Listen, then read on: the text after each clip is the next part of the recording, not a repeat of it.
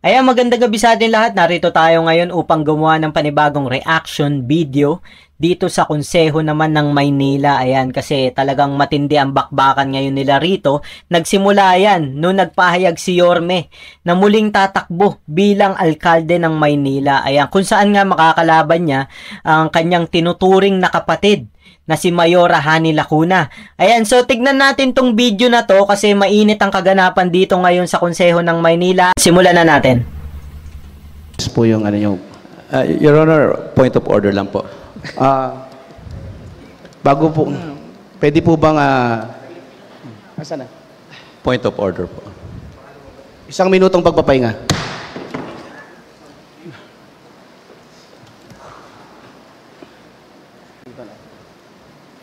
Ayon po doon sa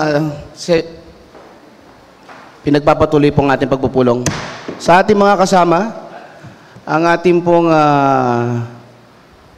privilege hour po, ayon sa section 97, upon registration with the majority floor leader and with the permission of the presiding officer and after the reading of the order of business, any member may speak on any matter of general interest for not more than 10 minutes. If more than one member so desire to make use of this privilege, the first to apply either in writing in order in the office of the majority floor leader or verbally in open session shall be given precedence and so on successively, but they shall only be allowed to speak for not more than 10 minutes each. Any member exceeding the time allotted for the privileged speech may be ruled out of order by the presiding officer, motu proprio, or upon a motion made by any member, no motion shall be presented or entertained in connection with the subject matter of the privilege. The member who deliver the speech shall not be subjected to interpolation unless consented to. Majority Floor Leader. Your Honor, point of order po. Majority Floor Leader. Your Honor, please, may I state the rule also, Your Honor? Kasi nakinig po kami sa inyo, baka pwede ko rin pong basahin tong hawak kong rules po. With your permission, Your Honor. Ito po yung rules natin, yung internal rules of proceeding po natin. Meron din po akong babasahin, Your Honor. Mamaya po, Your Honor, isa na lang, bigyan niyo po. Tapusin na natin po yung nasa agenda. Your Honor, mahalaga po itong sasabihin ko po kasi bago po tayo dumating doon sa pangalawang agenda po, gusto ko lang pong i-state at sin-explain ko po ito sa ating majority floor leader na kailangan ko pong i-state to kasi mababaliwala po. Under our rules po, the point of order or pero inquiry, kagalang-galang, hindi pa kita nire-recognize. Huwag ka muna magsasalita hanggat hindi kita nire-recognize. Ayun naman pala, pinaliwanag kay Majority Floor Leader. So, bakit hindi pa kasi tawagin? Sabi nga niya, pinaliwanag rin sa'yo, na kapag nag-move kayo sa next agenda, mawawala ng sense yung sasabihin niya. Ibig sabihin, yung sasabihin niya para sa tinatalakay niyong agenda ngayon. Kaya bago kayo mag-move sa next agenda, dapat makapagsalita muna siya. Binoto ng tao yan eh. Karapatan nila na marinig yung boses nila dahil representative yan ng taong bayan. Eh halatang halata ka naman kasi na nilalaktawan mo yung tao, ayaw mo pansinin. Dapat hindi ganun. Ilabas niyo yung yung pamumulitika. 'Di ba? Kasi nandiyan niya nilagay ng taong bayan niya para maglingkod sa taong bayan at hindi sa kanilang sariling kapakanan. 'Di ba? Dapat hindi ganoon. Papansinin niyo yung mga tao, hindi porket hindi niyo kaalyado, hindi niyo napapansinin. Lalaktawan niyo na, halatang halata naman kayong binabarako niyo yung mga tao diyan yung mga konsehal na kumampi kay Yorme Isko.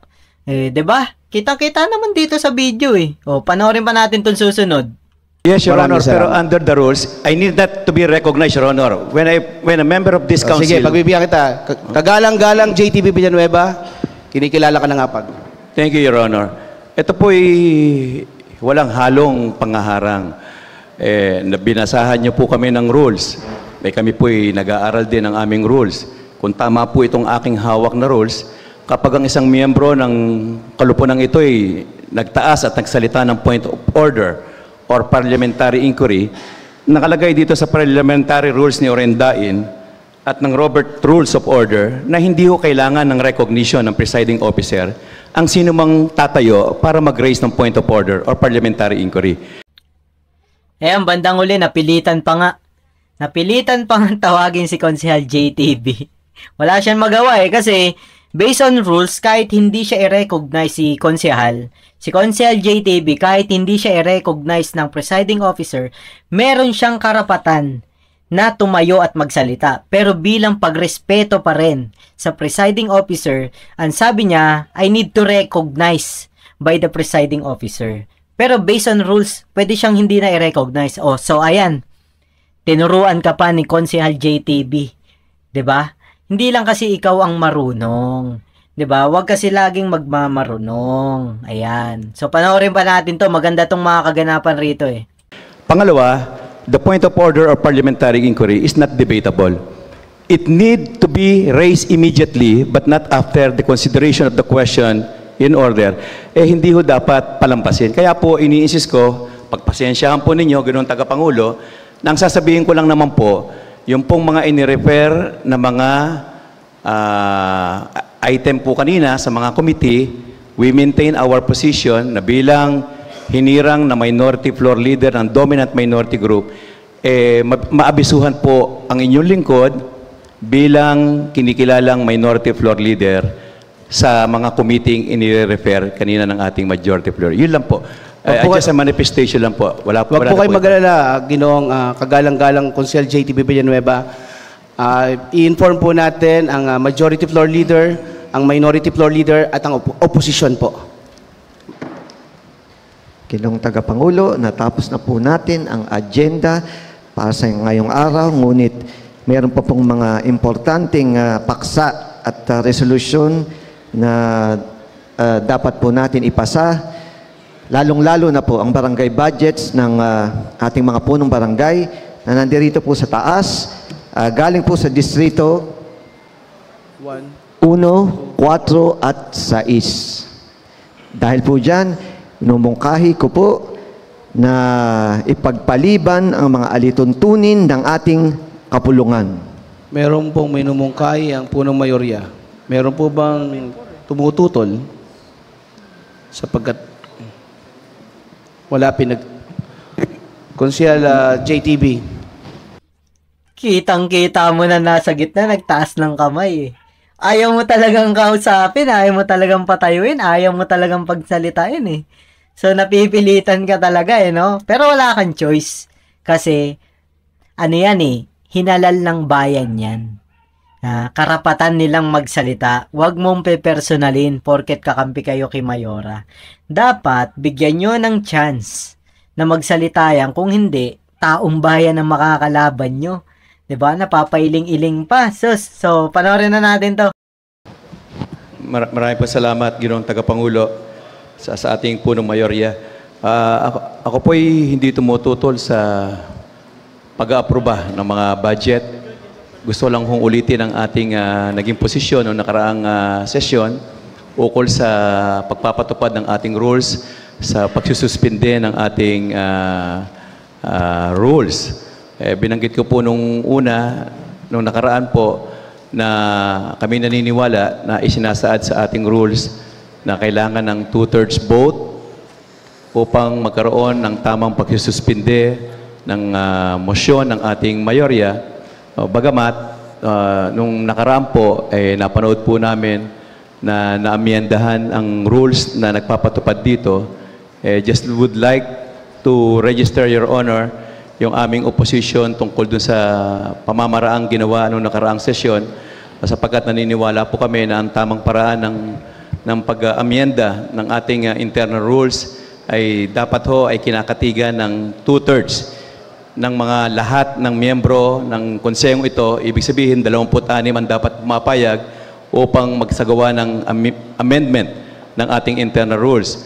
Sa bagay na sinasabi na ang sesyon naman ay nakasuspend noong nakaraang sesyon, kami po'y hindi sumasang-ayon dito sapagkat under the rules pa rin po, ang pag-aamyenda ng ating internal rules ay dapat specifically, kapag may motion po, specifically ipinapaalam po kung ano yung mga bagay na magiging bahagi ng suspended rules. At yun po hindi naganap noong nakaraang sesyon, kaya kami naniniwala na meron pong infirmity of laws dito sa ating gagawin ngayong hapon. Bagamat, sa mga kasamahan kong nasa itaas ng mga barangay official, nawa, kayo naman nakapag-register ng attendance, hindi naman nangangahulugan kayo ipatatagalin pa by next session para ma-aproba ng inyong budget sapagkat ginawa na ito ng ating punong tagapangulo nung nakaraan.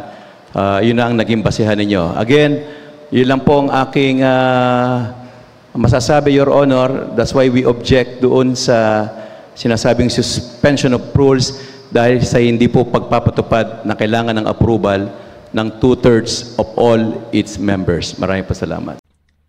Sa tingin ko yung binabanggit ni Konsehal JTB rito, yung session nung July 23 nung may bagyo. Kasi biglaan yung session na yon, ni hindi man lang sila pinatawag. Lahat ng kumampi kay Yorme Isko, hindi pinatawag nung araw na yon. So ang umatin lang talaga ron ay yung mga kakampi kay Mayora. Ang pagkakalam ko nandoon si Konsehal Hison, bali nung nalaman niya yon, nag-decide siya na mag-resign sa position niya na binigay sa kanya ni Mayora. Kasi nga, bakit nga wala yung mga bata ni Yorme? Si Konsehal Hison kasi ay kumampi rin kay Yorme Isko Moreno.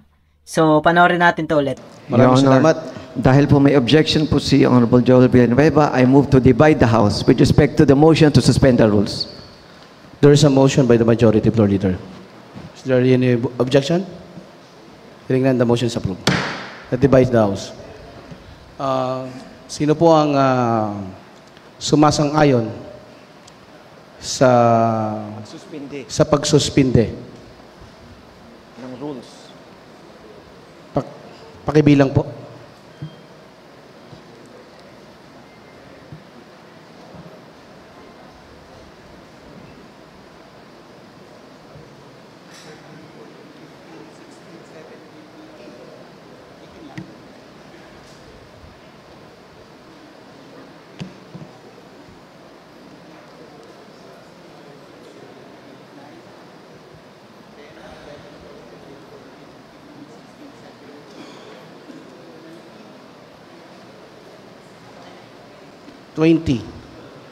Dalawampu po ang bumoto.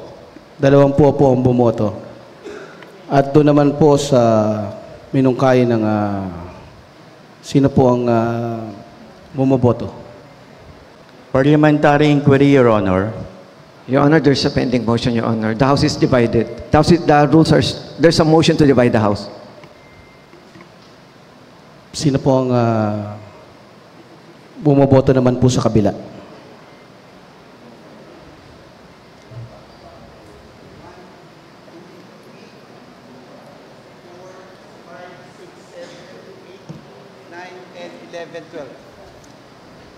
Labing-dalawa po ang bumoto. Labing-dalawa po ang bumoto. The rules is suspended. Parliamentary Your Honor, inquiry, Your Honor. Your Honor, wait lang, wait. 1 minute, promise, 1 minute. Your Honor, before I accede to Honorable Ibay, I would just like to make a counter manifestation to the manifestation in the form of an objection by Honorable Joel Villanueva with respect to the alleged infirmity in the amendment of our internal rules, specifically with respect to the suspension of the rules. Your Honor, during the last session, they were correct that the internal rules were suspended, specifically with respect to the suspension of the rules.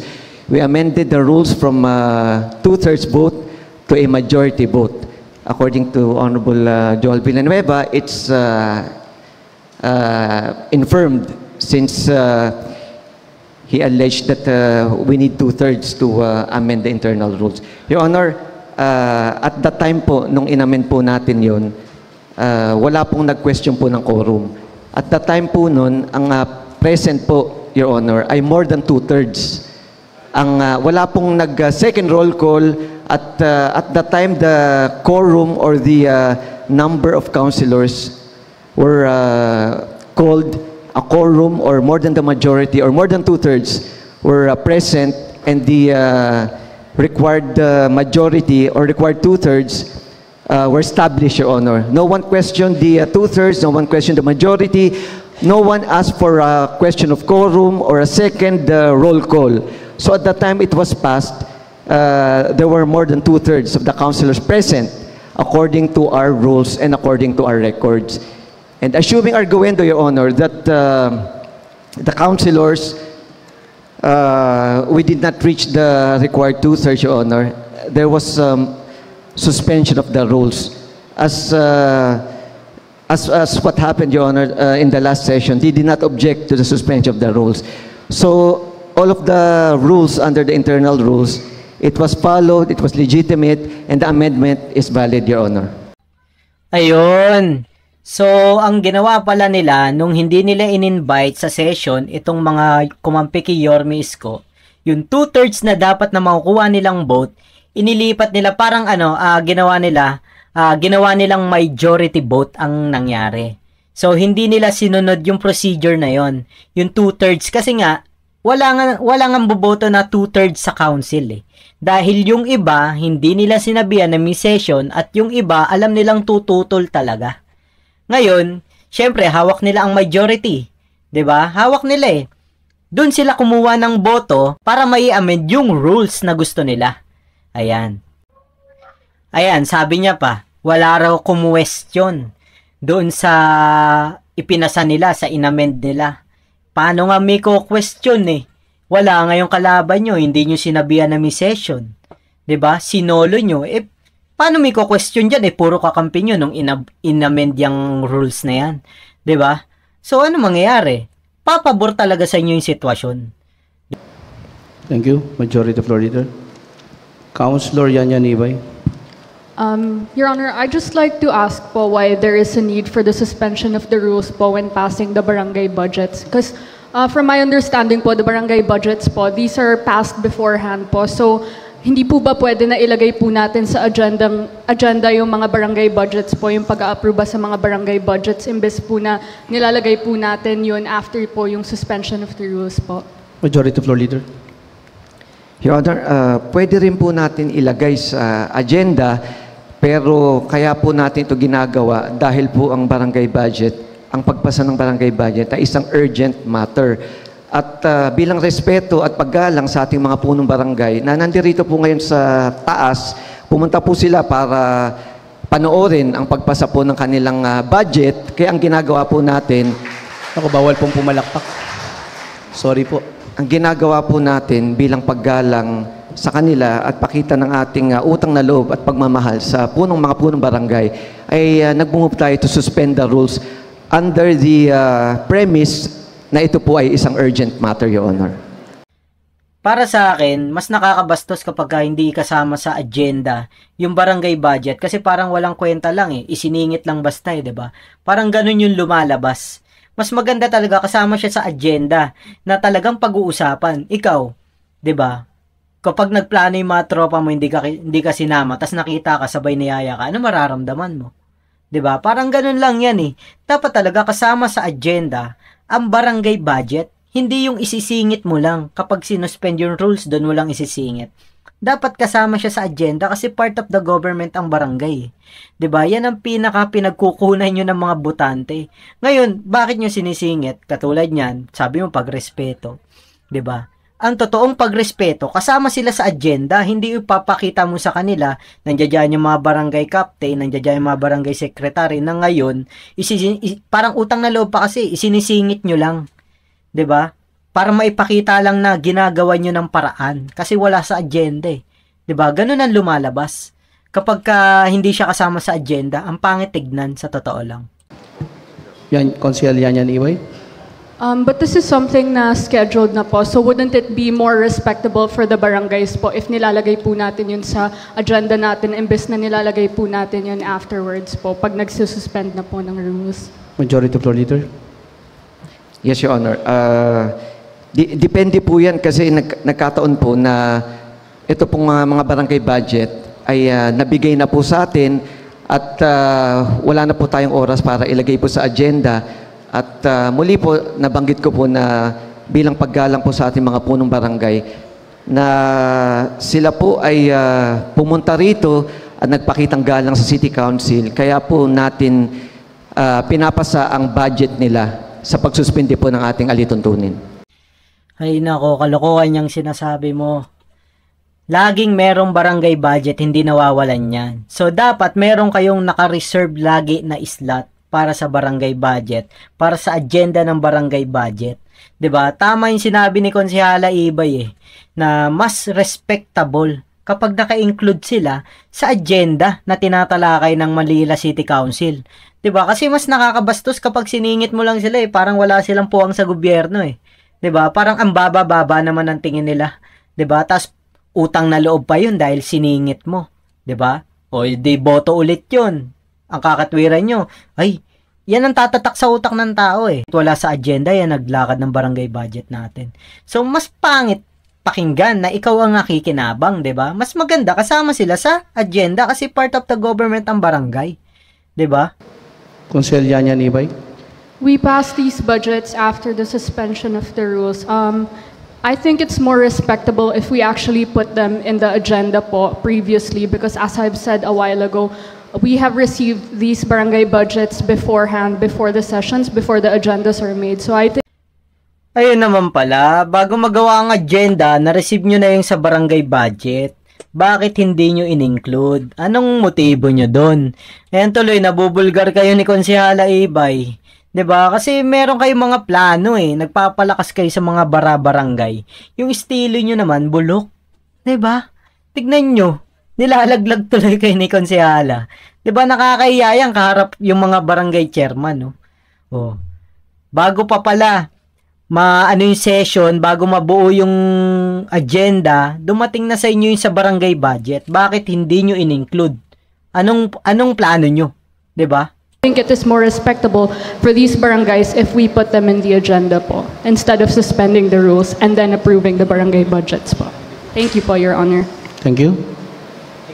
Councilor Kaloy Castañeda. Maraming salamat to, Your Honor. Your Honor, kung ako po ay isang punong barangay, talaga naman po nakakataba ng puso yung binitawang salita ni Madjo. Binibigyan ng galang yung mga punong barangay, maraming salamat po. Pero yung pagpapahirap sa kanila, mukhang hindi yata karapat-dapat Gusto ko lamang po ipaalala sa inyo, Majority Floor Leader, na ang barangay budget po ay pinag-isipan na ng mga kagawad kasama po ng barangay. Una na po yun.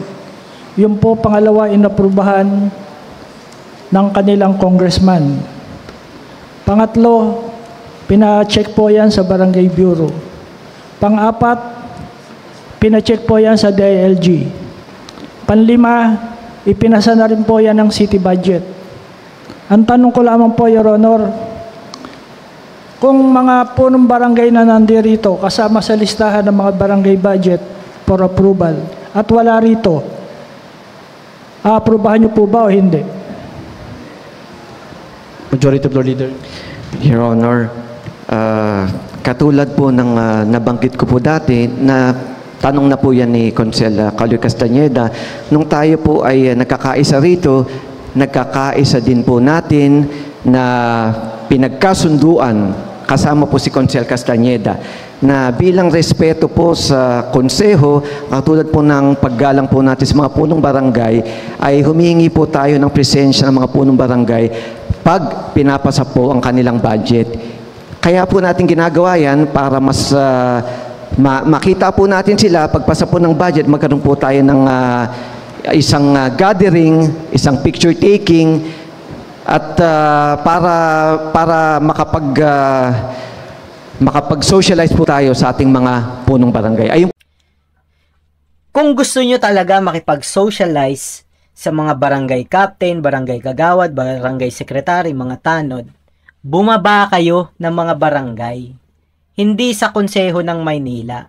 Hindi, wag nyo gagamitin yung konseho ng Maynila, yung mismong bulwagan. 'Di ba? Hindi yan yung tamang lugar para makipag-socialize. Kasi sa totoo lang, napakaraming problema sa barangay. Lalo na barangay captain, kailangan yan sa barangay palagi. Naaabala lang sila Tapos, hindi pa sila kasama sa agenda. So, anong pinamumukha nyo sa kanila? 'Di ba? Nautang na loob nila yon dahil pinasan nyo yung ano nila, yung budget nila. Samantalang sa 4 na departamento, pasado na yung budget nila eh. Naiistorbo nyo lang yung mga barangay chairman eh. Mga barangay kagawad, nag-aaksaya lang sila ng panahon dyan.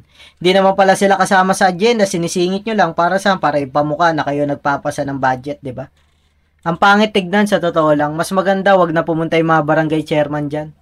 Di ba? Para malaman nila kung ipapasabayan kahit wala sila dyan sa konseho ng Maynila. Gaaksaya lang sila ng panahon dyan. Saka yung mga paliwanag mo, hindi siya katanggap-tanggap. Napakababaw ng paliwanag mo. Kung meron ka lang mabigat na dahilan para papuntahin sila dyan, 'di ba? Pwede. Pero wala, babaw ng dahilan mo. Po yung dahilan po, Your Honor. At kung sakali, kung meron pong katanungan ang mga konsehal, tamang-tama po, nandito po yung ating mga punong barangay para sagutin po ang kanilang mga katanungan. Yan pong kasunduan na yan, pinagkasunduan po ng lahat ng konsehal nung tayo po isang grupo pa lang kasama po si Konsehal Castañeda, Your Honor. Konsehal Kaloy Castañeda. Maraming salamat po, Your Honor.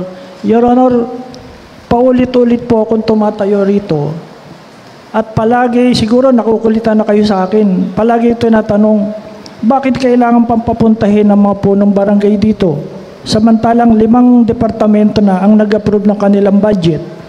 Tapos, for the mere fact na absent lamang sila rito, hindi na maaprubahan. Yun lang ang rason. Sana kung ang rason ay mabigat doon sa paggawa ng kanilang budget. Hindi, ang rason ay dahil absent lang dito. Naging barangay chairman po ako, marami rin pong ginagawa yan sa kanilang barangay. Tapos umabsent lang dito, hindi na-aprobahan. Sana naman po, Your Honor, yung sinasabi ni Majority Floor Leader na napagkasundoan, sana naman po bigyan natin ng konsiderasyon na kahit na wala rito yung punong barangay, sana po maaprobahan na kung sa 5 departamento, aprobado na. Sana kung maganda ang rason natin, kung ba't hindi natin naaprubahan. Kaya lang, ang rason natin dahil hindi umattend. Tapos sasabihin Bawal natin... pong pumalakpak. Tapos sasabihin natin, palalabasin natin, Kaloy, huwag mo nang punahin yan. Pabayaan mo, malaman nila na tayo nag-a-approve dito. Hindi po totoo yun, Your Honor. Meron pong tinatawag na barangay autonomy. Wala po tayong pakialam sa kanila.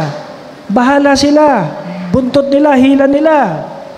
Kaya lang dahil lamang sa gusto nyong pakita sa kanila na tayo ang nag-approve ng kanilang budget, mali naman po yun, Your Honor. Yun lang po. Maraming salamat po. Your Honor. Majority Floor Leader. Your Honor, nakakalinlang po yung sinabi ni Konsehal Castañeda dahil unang-una, hindi naman po natin pinapakita sa mga punong barangay yung ating kapangyarihan para po mag-aproba ng kanilang budget. Wala po tayong pinahihirapan na punong barangay pag-aproba ng budget. Kaya po natin sila pinapapunta para po makasama po natin sila at makapag-picture taking at makasalimuha. Your Honor, at hindi po, pag ang punong barangay, hindi po makakapunta. Pwede pong papuntahin ng kanilang representante. Hindi naman necessarily na ang chairman ang pumunta. At wala po tayong ni-reject kahit isang barangay budget nung tayo po ay nagpasa. Simula po ng ating panunungkulan. Your Honor, ang problema po ginagawa na pong pamumulitika itong issue na ito. Ayun lang. Doon ka nagkamali. Hindi sila namumulitika. Kasi may katwiran naman yung yung pahayag ni Konsehal Kaloy, 'di ba? Naistorbo lang sila eh. 'Di ba? Kayo ang namumulitika. Kasi pinapupunta nyo pa sila rito para lang ipakita sa kanila na kayo ang nagpapasa ng budget ng barangay. 'Yun ang mali. Na dapat ang mga chairman na nanatili sa barangay nila kung mayroon mang problema. Kung mayroon mang problema, limbawa, sobra to para dito sa gantong budget niya. Sa kanya lang ipatawag. Hindi yung wala namang problema ang chairman sa sa barangay, pati sa budget na pinasa nila. Papapuntahin nyo pa rin, nag-aaksaya lang kayo ng panahon diyan eh. Nag-aaksaya, sinasayang nyo lang ang oras ng mga barangay chairman. 'Di ba? Ang pangit tignan, kayo ang namumulitika. hindi sila Konsehal Kaloy. Sa totoo lang, honestly speaking lang yun, yung kay Konsehal Kaloy. Kasi mararamdaman mo naman na ayaw nilang istorboy ng chairman. Kasi nga, busy yan, busy. Wala pong issue, wala pong nagreklamo na chairman. Mahal po natin lahat ng punong barangay. Lahat po na kanilang budget, inaaprubahan po natin. Pag hindi po sila makakapunta, pwede po sila magpadala ng representante. Nakakasama lang na loob, Your Honor, na ginagawan tayo ng anggulo kung saan tayo pa ang nagpapahirap sa mga punong barangay. Samantala, nung tayo magkakasama at isang grupo, pare-pareho tayong pumayag na gawing polisiya ng City Council ito dahil minsan, hindi madalas, minsan, pag ang konsyal ay may katanungan, pag nakita po yung budget, mas maganda po nandito yung punong barangay para masagot po niya kagad at maresolba kung ano man po yung issue na yon. So, si Consiel Castañeda, ang pagmamahal niya po sa barangay ay nakakahanga po. Pero lahat po tayo dito, mahal po ang mga punong barangay. Kaya nga po lagi natin sinususpindi ang mga rules. Sa totoo lang, itong ginagawa natin, sayang sa oras po itong pagdebate na ito. Kung kanina pa po natin naprubahan, nakauwi na po yung mga punong barangay, nag-picture taking na po tayo dito. Hindi ba? Kesa ang ginagawa natin, namumulitika tayo, pinapakita natin sa mga punong barangay na nagkakagulo tayo dito sa council, samantalang kanina pa sila naghihintay.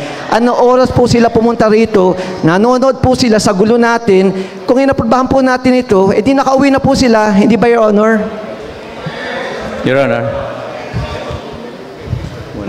Councilor Joey Uy. Thank you, Mr. President. Pagkatapos po, after nyo po, punta muna tayo dun sa majority naman para lahat po kayo makapagsalita. Councilor Joey Uy. Thank you, Mr. President. Alam nyo, ako, sangayon ako kay Consiel Kaloy. Ako, produkto rin ako ng barangayan. Mahal ko lahat ng barangay official.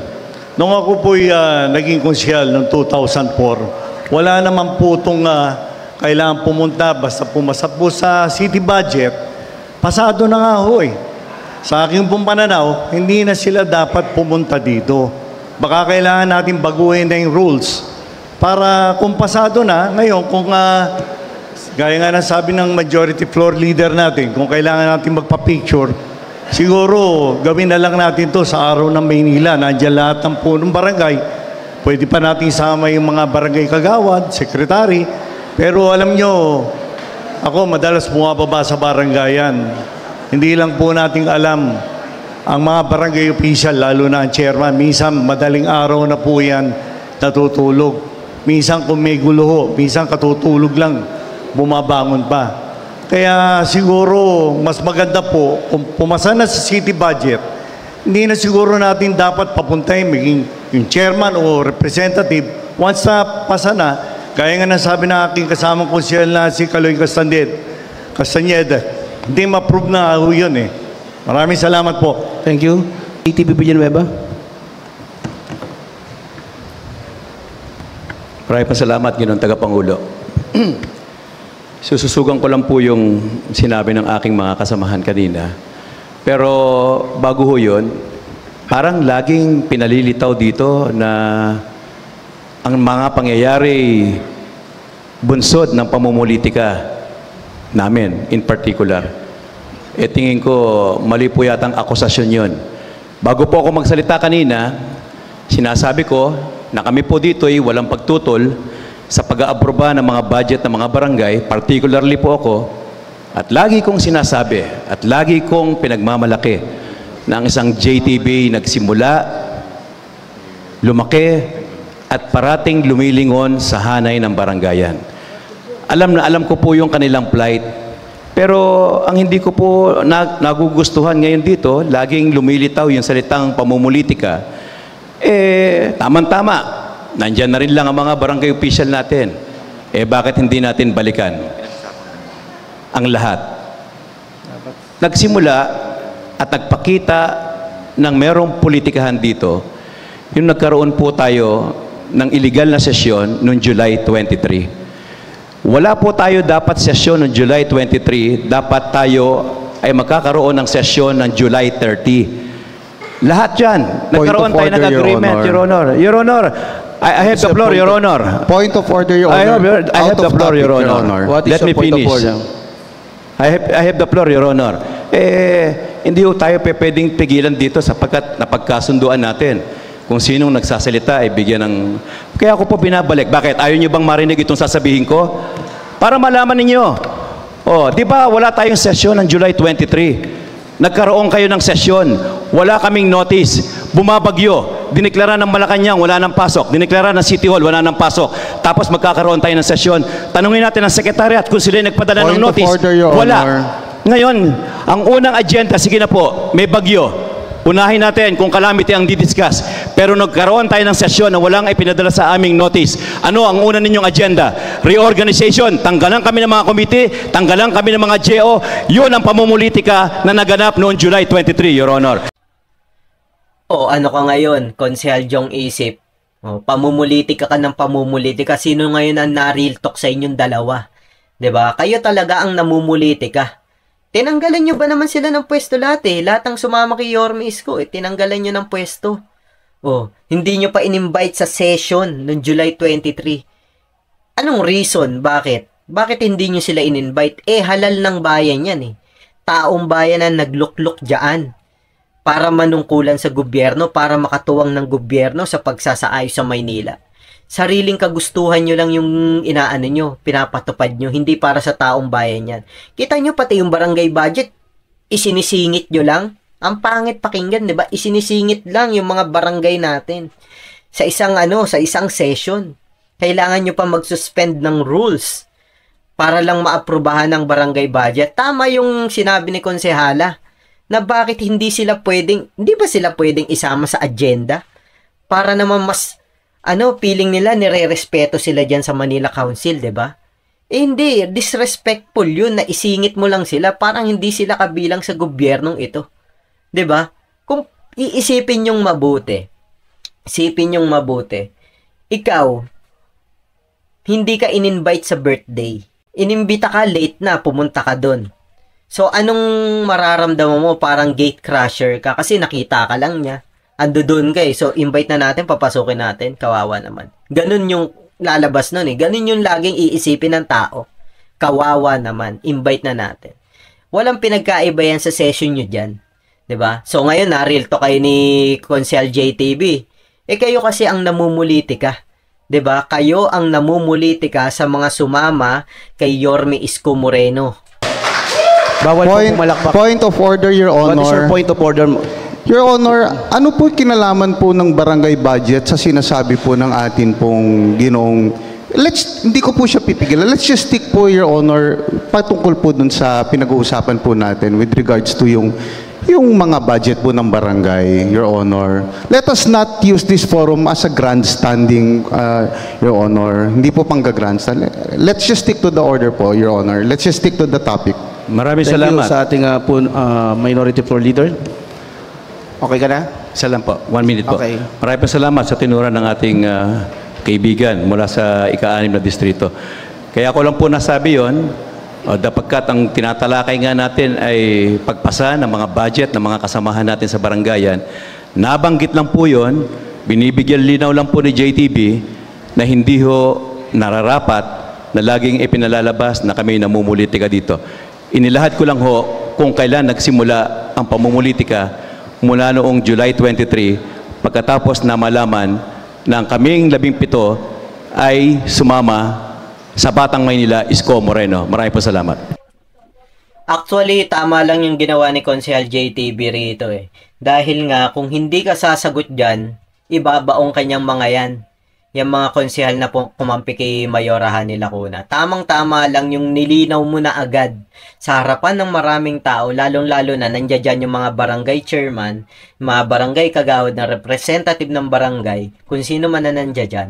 At least malaman agad ng taong bayan na sila ang mali. Mali ang mga ginagawa nila sa Konseho ng Maynila. Hindi mo dapat tanggalan ng chairmanship o karapatan ang isang halal ng bayan, 'di ba? So ayan, maraming salamat sa lahat ng sumusuporta at nanonood nitong ating content. Bali, pangalawang upload natin to. Medyo busy lang tayo pero humahanap ako ng time para i-edit to. Kasi bago ko to i-edit, pinanood ko muna siya. Kasi medyo mahaba-haba yung mga 1 hour and 45 minutes yata to. Clean up ko na lang para dun tayo sa mga importanteng bagay na pwede natin pag-usapan. Ayan, maraming salamat ulit at abangan nyo ang mga susunod pa nating upload at reaction video dito sa ating channel, Task Force Makabayan. See you po sa susunod.